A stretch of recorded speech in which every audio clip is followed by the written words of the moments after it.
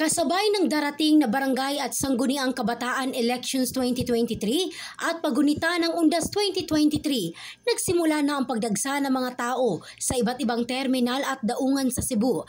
Makikita sa video ang mahabang pila ng mga pasahero na ito araw ng Sabado, Oktubre 28 sa Pier 3 ng Cebu City na uuwing Tubigon, Bohol, kung saan ang iba sa kanila ay madaling araw pa nagsimulang pumila.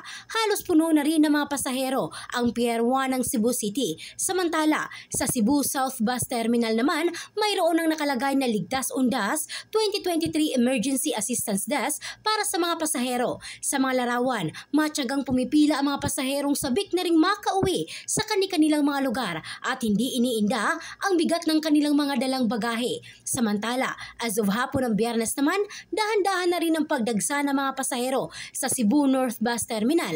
Simula Sabado, Oktubre 28, nasa full alert status na ang Police Regional Office Central Visayas para sa naturang dalawang mahalagang kaganapan. Ang bahaging ito ay hatid ng DriveMax, Adult Herbal Capsule, lalaking laging umaangat.